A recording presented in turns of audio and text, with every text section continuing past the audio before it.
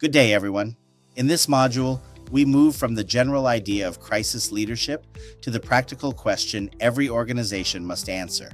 When something serious happens, who takes charge, who joins the response, and what gives them the authority to act? Crisis governance is the system that answers those questions before confusion and pressure arrive. Think of a crisis response like an emergency room. Many skilled people may be present, but skill alone is not enough.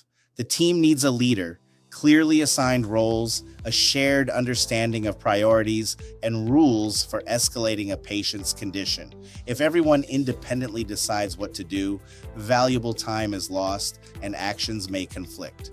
Organizations face the same danger during a cyber attack, fire, product failure, workplace accident, or reputational crisis. The three ideas in today's title are closely connected.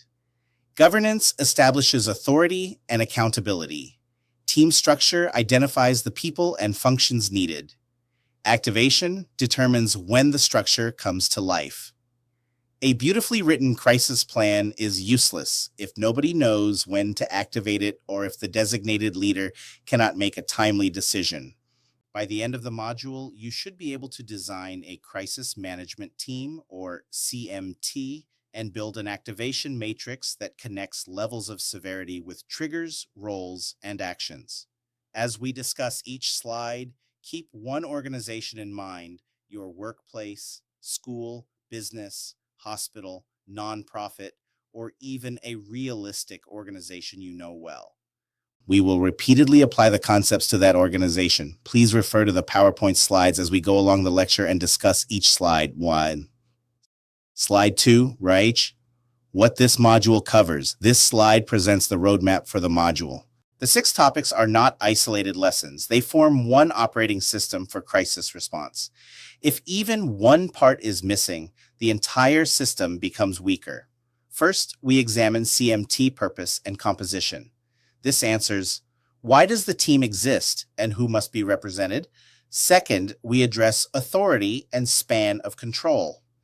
This answers, who can decide and how many people can one leader realistically supervise under pressure?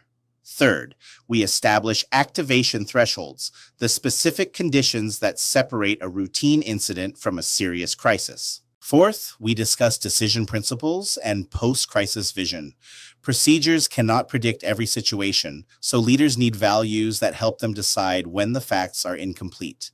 Fifth, the design and role assignment drill turns theory into named responsibilities. Finally, the activation and escalation matrix combines all of these choices into one practical document. Consider a university that discovers students' personal information may have been stolen. If it has only a list of CMT members but no activation threshold, the IT department may try to handle the matter quietly for too long. If it activates the team but has not defined authority, communication staff, legal counsel, and senior administrators may issue conflicting directions. If authority is clear but nobody has considered student welfare, the response may protect systems while neglecting the people affected. The 6 topics prevent these gaps.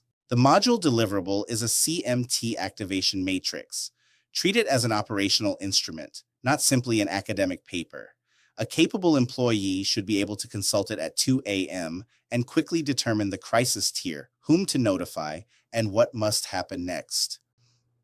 Slide 3. The purpose of a crisis management team. A crisis management team is the command nucleus of the organization during a serious disruption. It is not simply a committee that meets to exchange updates. Its responsibility is to make coordinated, high-consequence decisions that ordinary departmental procedures cannot adequately handle. The first purpose is strategic direction. Operational responders may be containing the immediate problem, but the CMT considers the organization as a whole. For example, firefighters may manage a warehouse fire, while the CMT decides whether to suspend operations, notify customers, relocate employees, contact insurers, and protect the supply chain. The second purpose is unified command. A crisis crosses functional boundaries. During ransomware, IT may want to disconnect systems, Operations may want to keep services running, finance may worry about losses, legal counsel may focus on reporting duties, and communications may need to address public concern. The CMT does not erase these perspectives. It brings them into one coordinated decision process. The organization should not tell employees one thing, customers another, and regulators something inconsistent. The third purpose is continuity assurance. Stopping the immediate harm is only part of success. The organization must preserve or restore its essential functions. Imagine a hospital whose electronic record system fails. Technical recovery is important, but the CMT must also ensure safe patient care, paper documentation, staffing support, medication access, and communication with families. Without a standing structure, organizations improvise. Improvisation often causes duplicated work, delayed warnings, contradictory messages, and decisions made by whoever happens to be available. A CMT creates a prepared center of gravity, one place where verified information is combined, priorities are established, and accountable decisions are recorded. Key distinction: the CMT provides strategic leadership. It does not need to perform every technical task. Its job is to set direction, allocate authority and resources, remove obstacles, and maintain organization-wide coordination. Slide 4, la CMT composition, core roles and responsibilities. An effective CMT is lean enough to decide quickly, but broad enough to see the whole crisis. The purpose is not to invite every senior manager. It is to include the functions whose expertise, authority, and resources are essential to the decisions being made. The crisis team leader owns the overall strategy and final decision process. This person sets priorities, approves major actions, and keeps the team focused. The leader should be senior enough to commit resources and accept accountability, but should also be calm, decisive, and able to listen. Rank alone does not guarantee crisis leadership ability. The communications lead controls the flow of internal and external messaging. This includes employees, customers, families, media, regulators, and community partners. The goal is not to spin the event. It is to provide accurate, timely, consistent information and prevent rumors from filling an information vacuum. Legal and compliance advises on reporting obligations, liability, privacy, evidence preservation, and the wording of official statements. Legal review should protect accuracy and rights without becoming a reason for silence when people urgently need safety information. The operations lead protects critical services and coordinates logistics, facilities, suppliers, and recovery activities. The HR and people lead focuses on employee safety, welfare, accountability, scheduling, counseling, and workforce rules. The IT or security lead directs technical containment and recovery when systems, data, or security are involved. Example: in a food contamination incident, operations may stop distribution and trace inventory. Legal may assess recall obligations. Communications may prepare customer instructions. HR may protect exposed employees. IT may retrieve batch records, and the team leader may authorize a full recall. Each role sees a different part of the same problem. Not every organization has 6 separate executives. A small business may assign one person 2 roles, or use an outside attorney or technology provider. What matters is that every responsibility has a named primary owner and backup. A role without a person is a gap. A person without defined authority is only a name on a chart. Slide 5, authority, escalation, and delegation. Many crisis failures are not caused by a lack of intelligence. They are caused by hesitation. People see danger, but wait because they are unsure who may authorize action. During a crisis, authority ambiguity acts like friction.